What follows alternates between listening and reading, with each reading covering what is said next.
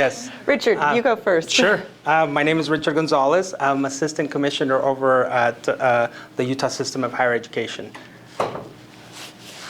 I'm Lisa Molina. I'm also at the Utah System of Higher Education working on access initiatives. And I'm Faith Thomas. I am a researcher at Utah State University at the Institute on Disability Research, Policy, and Practice. And I am also a professor in the Special Ed and Rehab Counseling Department. And I am Erin Preston. I'm an education attorney and mother of an IEP student. So I generally practice in K-12. And so it's great to explore this area of, okay, what happens after K-12 to our students and how do we set them up for success at the next level? Fantastic. So you want to get us started with the... Yeah, with the background, the legal background. Everybody has to stay awake for a second. Okay. So to start with, most people are aware of special education. There's another item called a 504, which is also offered in schools. Special education offers a free and appropriate public education under the IDEA, which is a federal law that mandates that K through 12 students be provided an education. If you go back to the 1970s, guess what? Not all kids got an education. In fact, America was quite revolutionary in even offering education to most kids. But really until the 80s, they didn't have to offer education to all kids. So the special ed program in IDEA is what set that up. 504, the 504 program is set up as a disability service under Americans with Disabilities Act. So two totally different things, two separate areas of law that kind of overlap.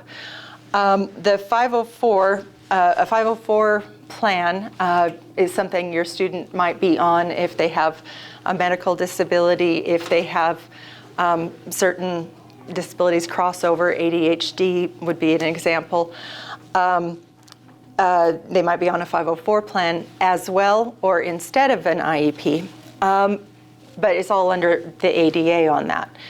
When you go to college, IDEA and special ed go away entirely. So all these great services, and hopefully that have been provided and supports, go away, as does the law. What stays is Americans with Disabilities Act and the 504 program, but it's 504E, not 504D. So you're suddenly dealing with a different set of laws even still. But the thing that is still offered is supports for students with disabilities to be able to enable them to access their education. So that's the through line. Well, why don't you go ahead and get started from there? Yeah. Okay.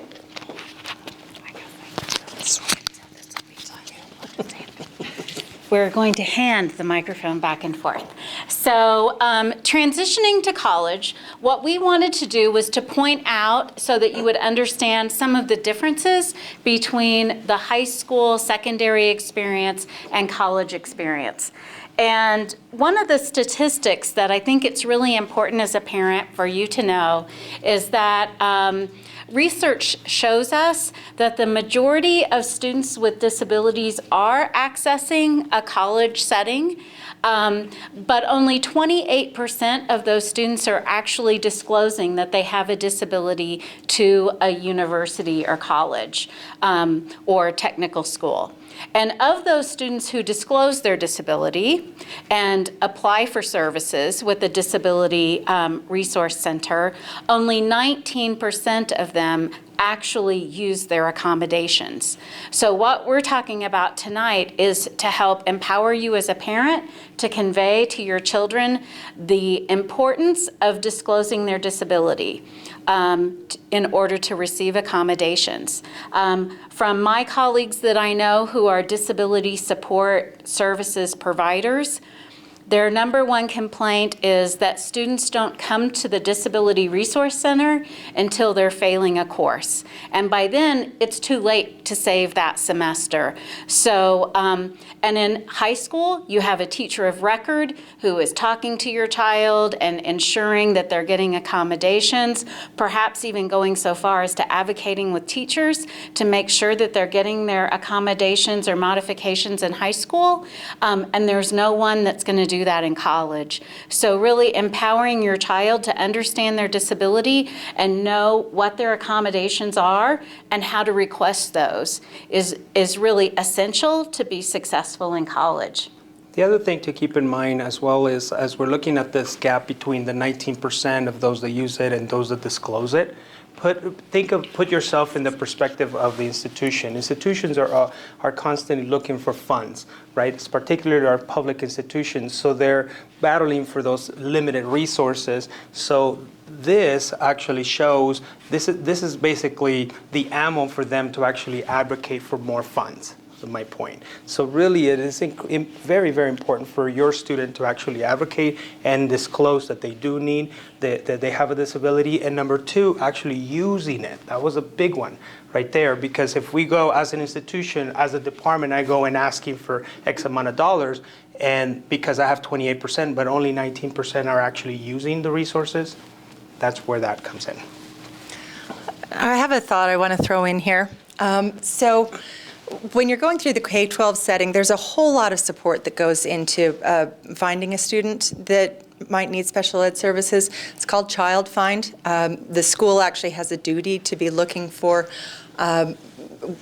where you might have a disability of sorts, learning disability, whatever, and identifying students who have that need, testing them for that, communicating with you, asking for permission to test, asking for meetings, setting up all sorts of things under an IEP, which is under IDEA and the special ed program.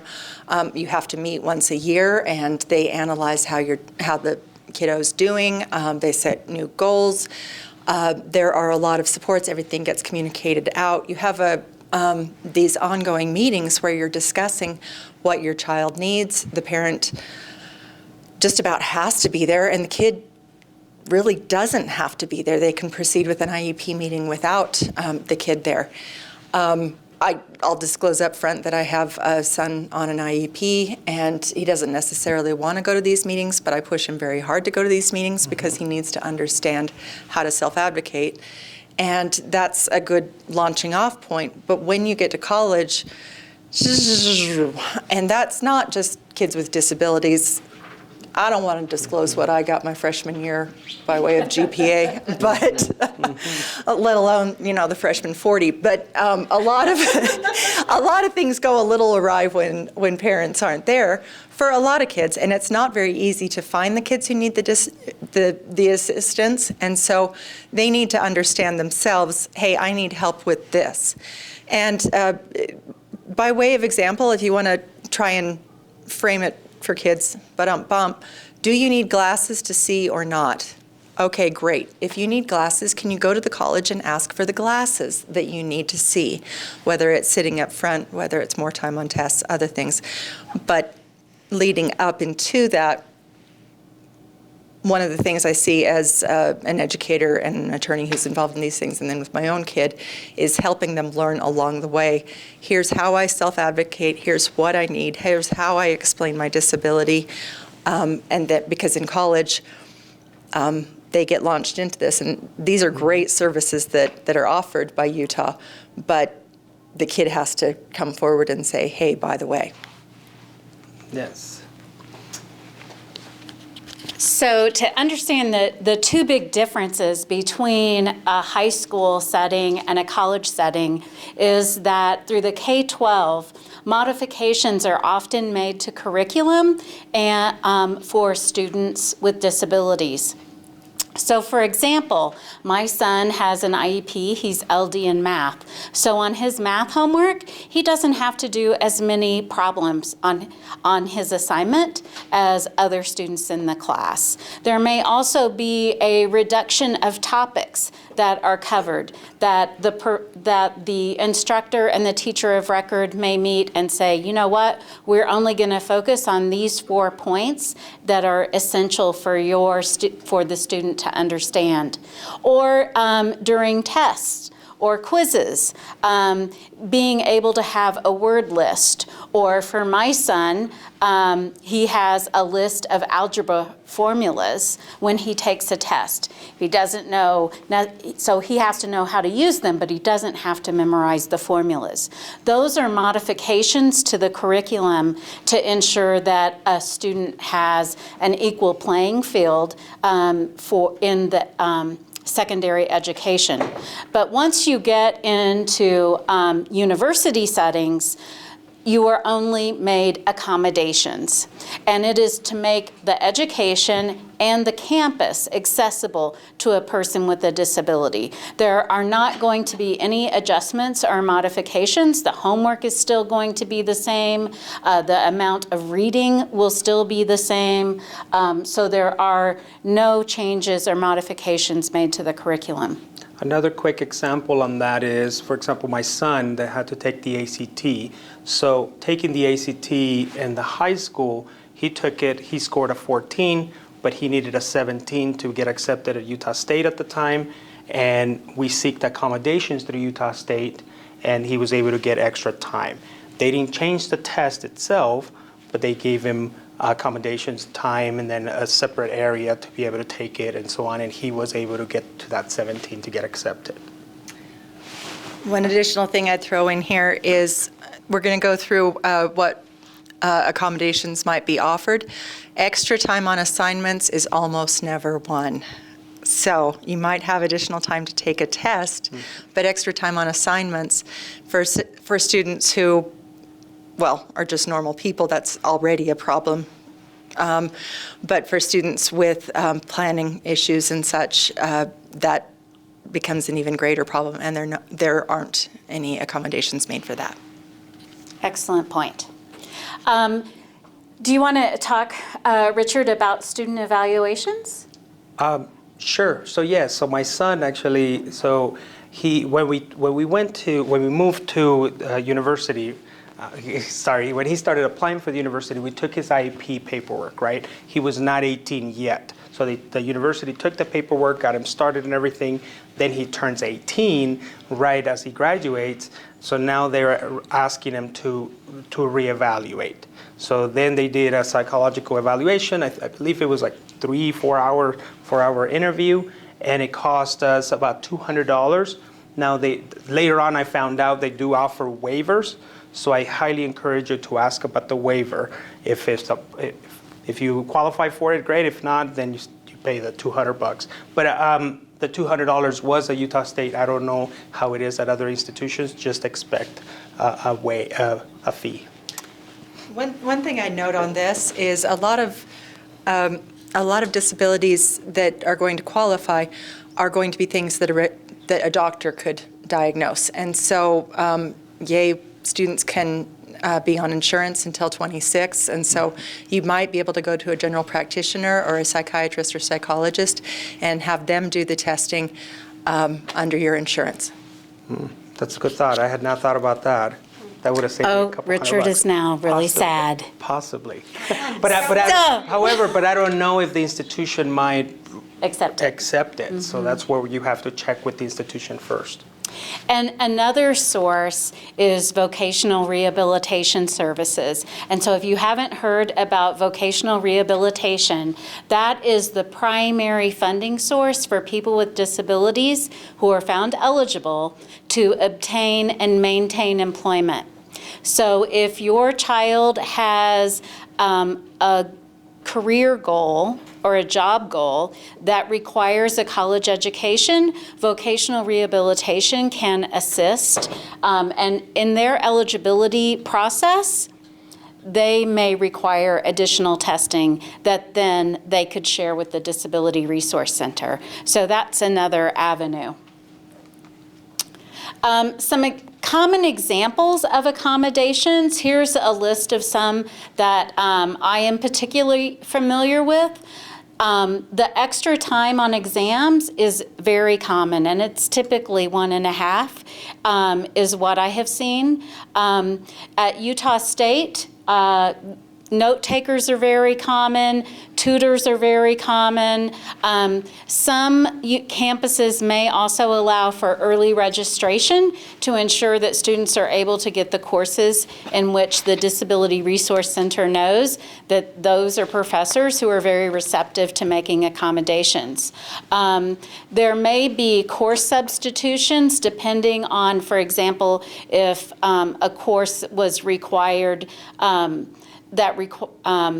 for someone that had a physical disability and there was some type of physical education course required, they might allow for a course substitution. An ASL interpreter, accessible housing is also an accommodation. I have a young friend who goes to a college who has autism, and she was able to get a private room because that was one of her accommodations.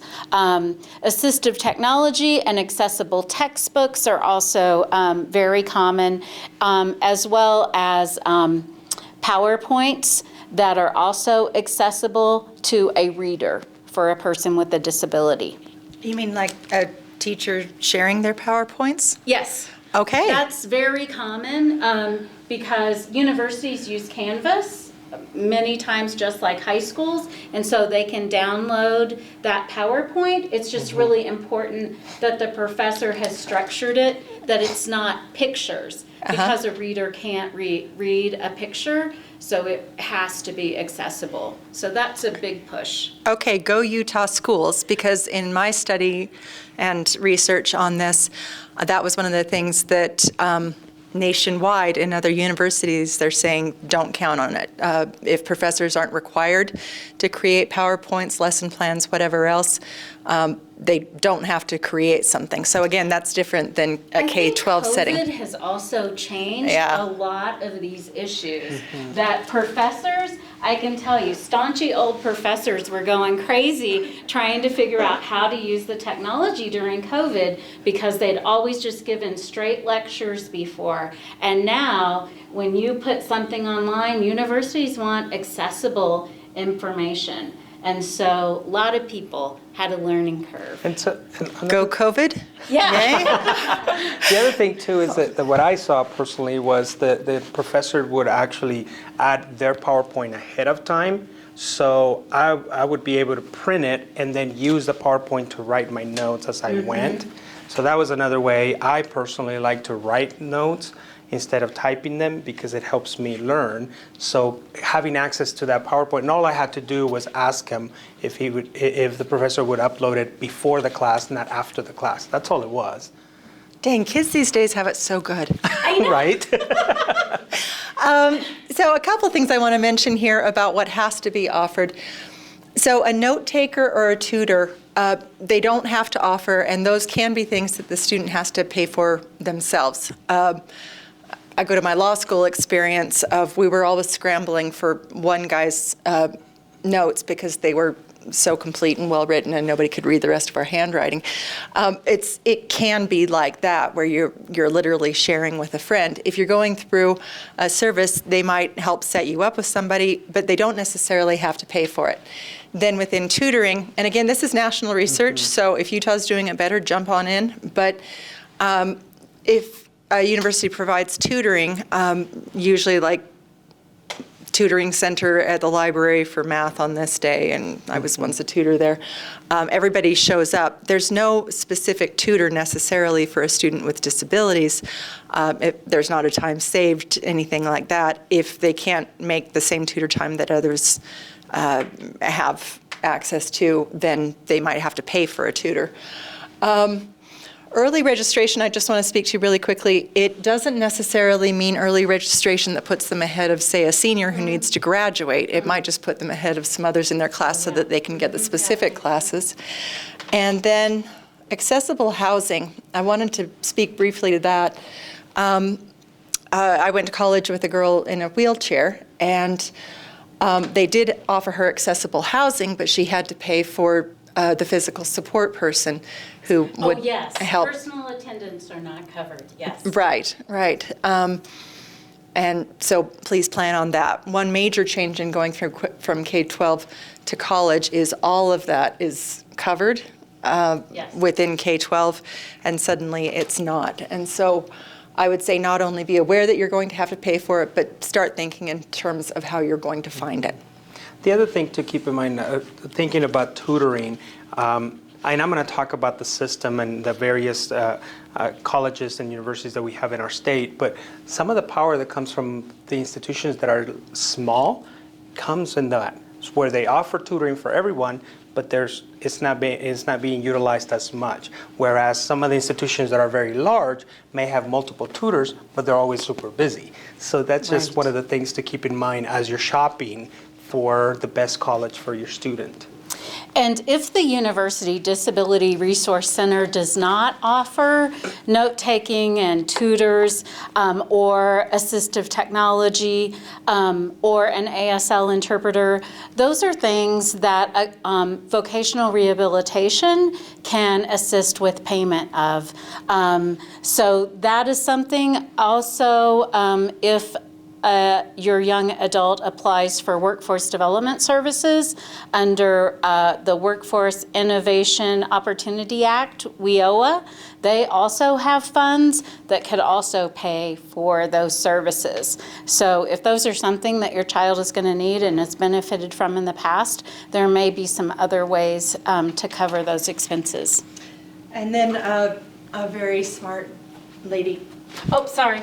He gets 2 microphones? I know. Really? I know. Really? Equality, honey.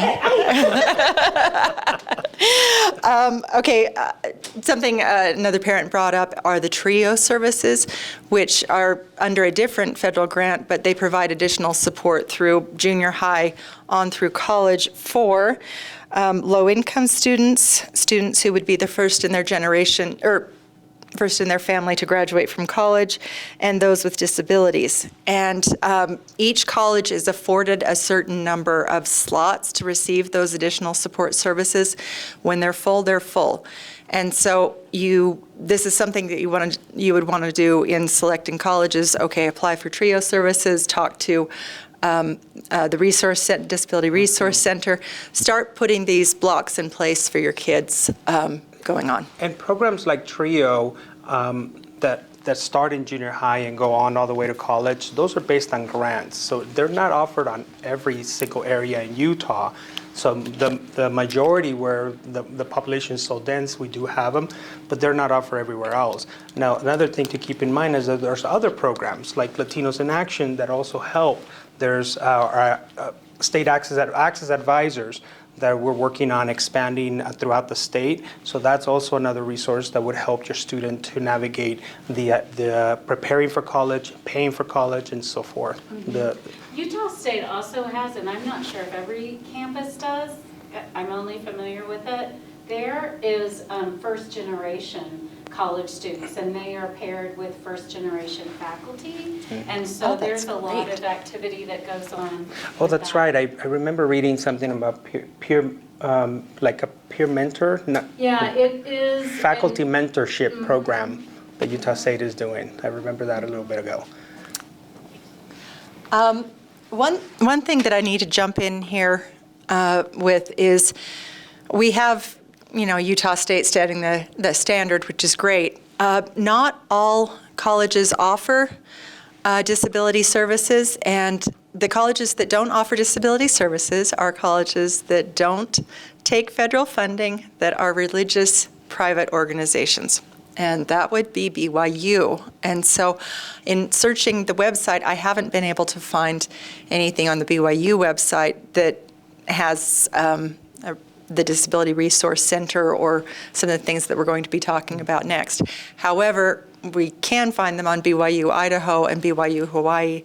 Maybe they're somewhere on the BYU site. I couldn't find them. But they are not necessarily required to offer them. And I mean, our system, our Utah system of higher education, we have a very good partnership with our private institutions, but you do have an array of colleges, and I'm going to talk about those in just a little bit. But in the meantime, let's talk about the FERPA form that is pretty important for you. At least I'll talk about that. Thank you. So just to give you a little background, when I was working at Salt Lake Community College, I saw a lot of this with parents because I was advising high school students in the concurrent enrollment program. So I think a lot of these things apply, and the FERPA form is accessible to all students. So this form, you'll find this in your registrar's office at your universities. But what's super important here is that your student needs to go in and ask for that form. I really encourage parents to go with their student when you're asking for this form, because this form has some language in it that's really important to pay attention to. And particularly, Do you want to explain what the form does? Yes.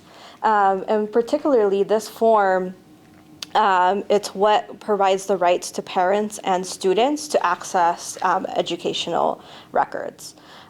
So this first line here, I think is super important to highlight, is that once those rights transfer to students is when that student reaches the age of 18 or they've entered an institution of higher education at any point. So let's say, for example, your student is in a concurrent enrollment program or a dual program, but they're also going to high school. That's mostly where students are doing this. At the same time, this is where it can get a little bit sticky, right? Where FERPA can really bring parents in the K through 12 system to access information. But once that student is now a college student, that there's a very harsh line there that educational records aren't accessible to parents without this form. So this form does have also some other places where students can put in what individuals can be released information. So I think this is super important, where you and your student need to work together to agree on who would that be, also coming up with a passcode, because most of these forms you'll see, it just depends on what institution you go to. It'll ask you to create a passcode or password. So let's say, I would see this a lot when I was working with parents, is that I would pull up their form for their student, but if I didn't receive that correct password, I wouldn't be able to disclose that information. Also, on this form, you'll also see that there are specific types of records that your student can mark which of those can be granted permission for that individual to have access to. So that's also another important piece of conversation that I encourage you to have. Because that can be all the way from like admissions acceptance to financial aid records to tuition. Don't forget grades. Grades, like that's also another one. I would get lots of phone calls about grades. But also remember, what's super important here is students also mentioning that they want their parent also in those meetings. That's part of those advocacy skills, I think, as well. But it also creates this like team of like what could be done in meetings with your student. Of course, let's say your student is going to go on a mission or take some sort of deferment. This form will definitely come in handy to be able to lots of things. So maybe like pay tuition while they're gone, etc. So Notify them that they're going to be gone, set up a class schedule for them. Yeah, so if the student is, let's say, abroad, and then the deadline is coming up and they're still abroad, they are not able to sign in and get the application going and all that, then the parent is able to get them started while they're still coming back home. So that's one of the big things. And this last bullet point is one of the biggest ones that I want to really emphasize is, remember, a lot of this could be avoided by simply the student actually saying, yes, I want my parent to be involved or this person to be in a meeting with me or accessing. If they're going to be accessing records on their own, then we need that FERPA form, password, and all that. Let me step back here from a legal perspective. FERPA is Federal Education Rights Privacy Act. This also falls under HIPAA. There can be medical records involved, especially if they tie to the disability. Once your kiddo turns 18, and I've had this fun time, guess what? You don't get to know anything. And yes, I got straight A's, but I'm not going to tell you about it. Or I got straight F's, and I'm not going to tell you about it. This allows a parent to communicate with a college if the student fills this out, and the student also has to sign it. It's a two-way street. They're not your kid anymore. You don't have your IEP meetings and 504 meetings, and you can't call their teachers.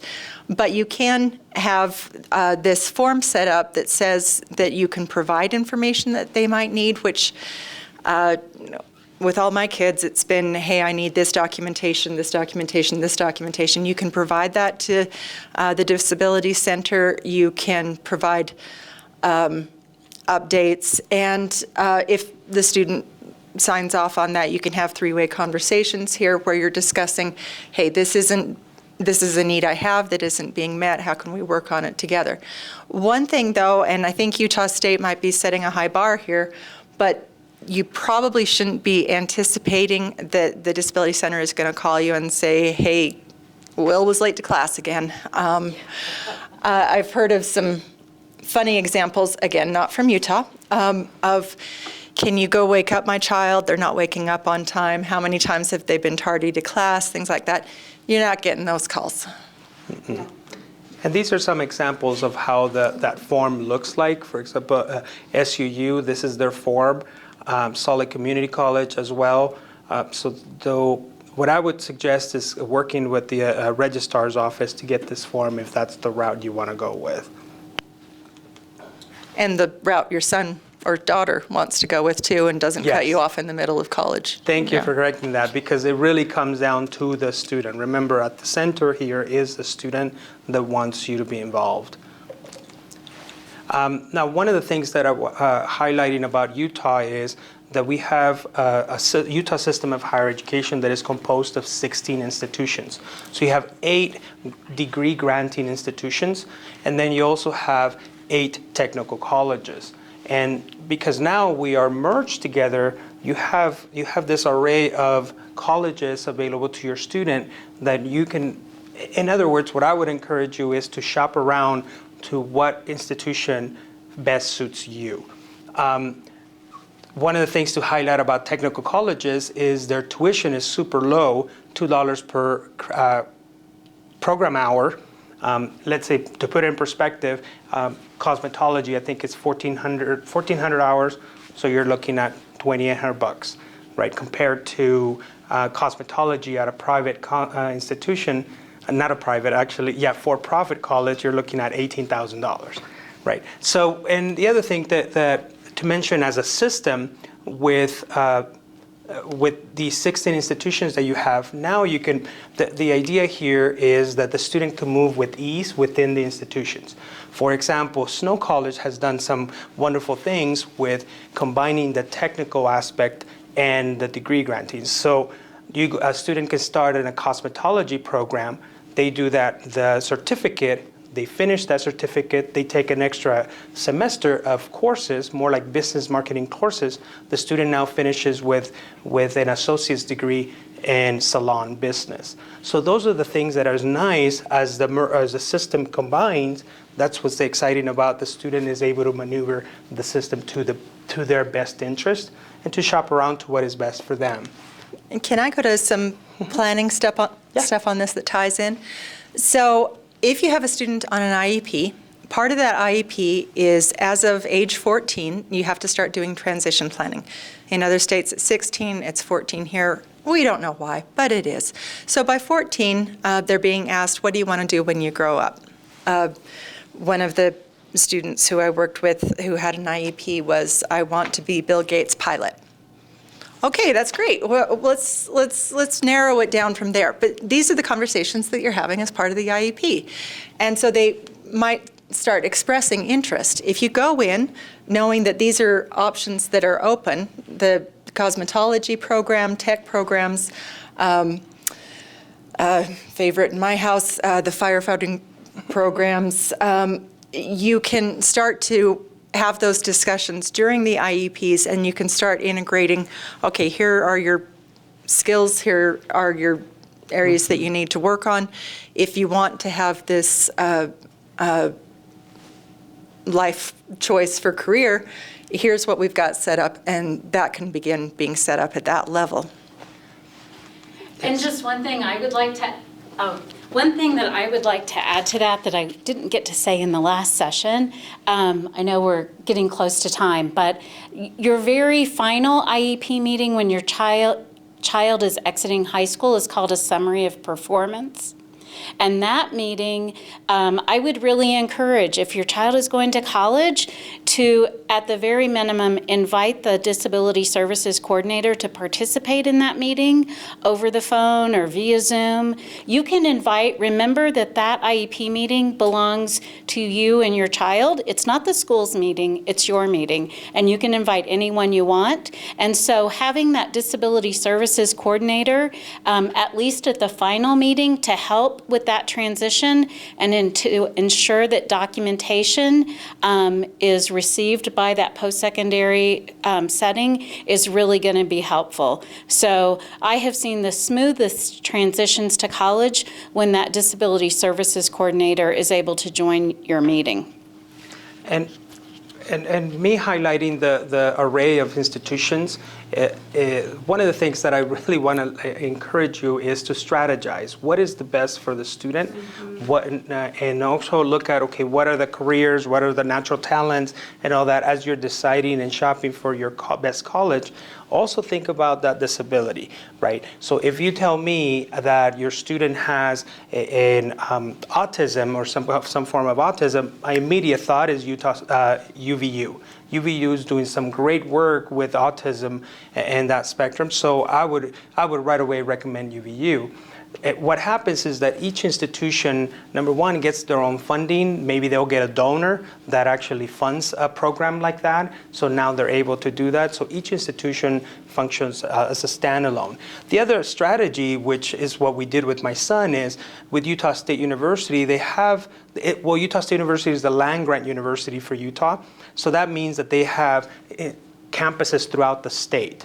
So the strategy that my son took was his dream was to go to Utah State University in Logan. He couldn't go. He was scared bananas to go over there at the beginning. So what we did is we started at the Tooele campus, and then he did 1 year there. He got away from those English 1010 courses. Instead of going to Logan and having that large classroom with hundreds of students, over here in the Tooele campus, much more smaller setting, and got him started, and then he just moved over to the Logan campus. So it really is strategizing. That's what it comes down to, and forming a team with your student. I want to speak really quickly to timing here. You can't have the disability representative on the phone for your final IEP meeting if you haven't already been accepted to the school and already applied through the disability program at that school. Give it 6 to 8 weeks, and then they'll assign somebody. So it takes time. You need to have a much longer on-ramp for this to be able to start utilizing somebody early. One other thing that I have heard, good news, bad news, is the advisors with the disability resource centers and universities, they vary. Some are spectacular, amazing, and some are like, if you show up 3 times, maybe I'll talk to you. Real example. Anyway, and so if you can put things, go ahead, come on up and say, if you can put things in writing, if you can set up a report, if you can set up a relationship, if you can provide direction for your child on how to communicate and maybe help set up that line of communication, then you can have a smoother handoff to that group later. Anything else? So the other thing, I was talking about the system, right?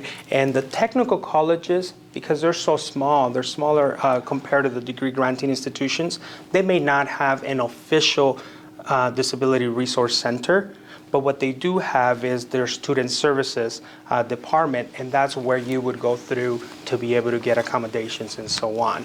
If you Google, if you put Disability Resource Center X institution or college, then usually it takes you to it because, for example, the U calls their Disability Resource Center is what's that acronym?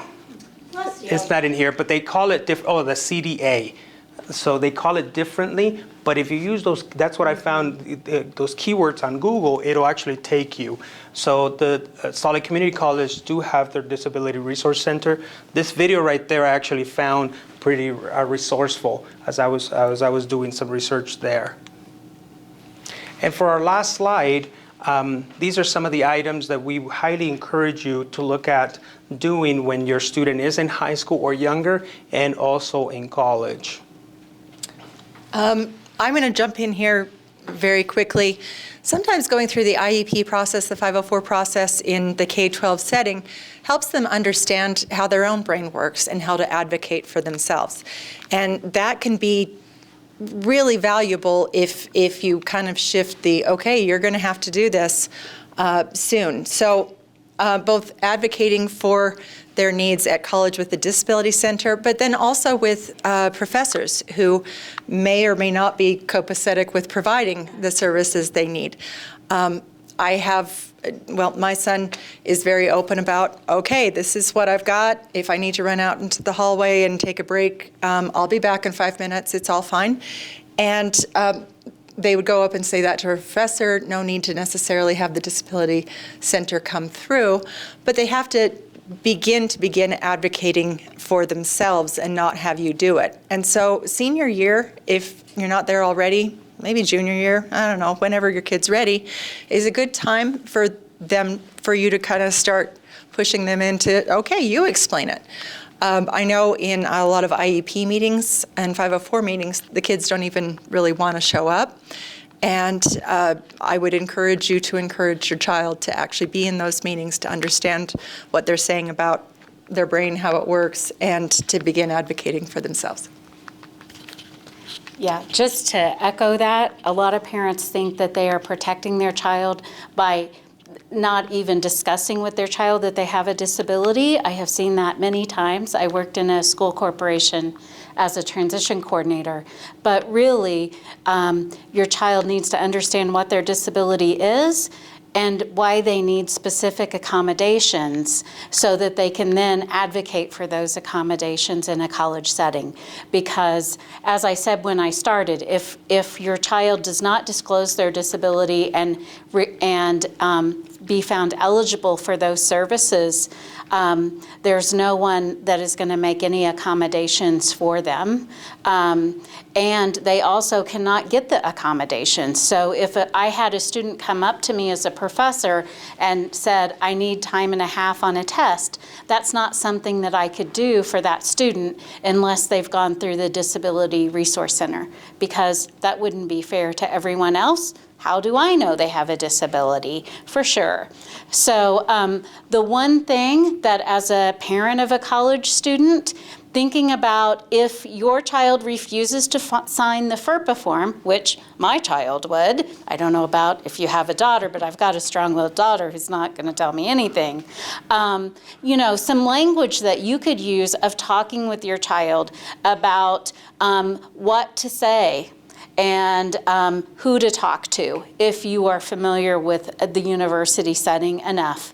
But also just asking your child. We saw that number of so few students using their accommodations. So you could ask them, have you talked to your professor about your accommodations? Are you getting extra time on that test? So that you know, oh yes, they're following through and getting the accommodations that you help support them to get at the beginning of their school year. It is also important to know that the student needs to be very proactive. I can't believe it took you 3 times for your child to get recognized by the Disability Resource Center. So ensuring that your child doesn't give up Yeah, that. Disclosed that school, and it wasn't my child, but yes. Oh, okay. I mean, I cannot believe that. So ensuring that your child doesn't give up. My daughter doesn't have a disability, and I'm going through all of these questions with my freshman student all the time about what are you doing? Who are you talking to? You've got to, so helping them problem solve through this college setting is really important. Irregardless. And you'll notice that on the high school list, we have lots of you being involved, the parent, right? So you want to encourage that initiative, whether that may be, in practical terms, would be that student actually making the phone call or sending the email, hitting send on that email, typing it. Even though you're telling them what to type, but them doing it, and then hitting send, that's encouraging them to have that initiative. Because once again, once they turn 18, they go in college, see what we're asking for is give them space, right? So you do have that balancing that, what we call helicopter parenting, and versus what you want to help them with and need them. So you want to start younger when they're young, and also start building that team with them. So. But there are some practical things. One thing about kids these days is they don't seem to want to have conversations with, especially not with adults. And so, hey, this is the email for your advisor. Have you sent them this information? And hey, this just happened in class. Okay, do you have your professor's information and your advisor's information? What if you were to type out something that looks like this? Hold on, I'm going to type it and send it to you. You can alter it as you will. But at that point, you have it in writing, which lawyers always love to have things in writing because at that point it counts. And at that point, it can't necessarily be ignored either. So you can assist them that way, even when they're not speaking to you. My last bullet point right here, plan for college fit. That was the main point that I wanted to make as I was sharing about the different colleges. Look at which college best suits, and also and keep in mind that disability, that college may have the resources for that particular one. And we have this last slide that has this QR code that we have put together all these soft copies and resources for you. So you're welcome to can scan that. We also have some handouts that we can share. Any last thoughts, comments, questions? I know we're pretty much out of time, but yes, please, questions. Just know that they can be incredibly successful. Some of the most successful people in our society came in with disabilities that they learned to overcome earlier, and that helps set them up for the fortitude to overcome later as well. And really that accommodation, in my opinion, it's only helping that student to start at the level with everybody else, right? It's starting with giving them that fair chance, but you want to start early, meaning when they first start the classes, not reacting, I need help later, when it's too late. Thank you. And as a professor, encourage your children to go to your professor's office hours. Because who am I going to give the break to? The kid I know and that I see in class and has come and talked to me about their challenges. I have taught, I think 6 semesters at Utah State, and I can count on one hand the number of students who have come to office hours in 5 semesters. And they've come like once. So that's like 5 hours of tons and tons of hours of office. So anyway, I'm sure my kid's not doing it either. Thank you all for joining us. My name is Erin Preston. I'm not on any of this. I'm an attorney here in town. Thank you for being here. Go fight, win. Tell us about your kids' successes later, please. Thanks. Awesome. Thank you.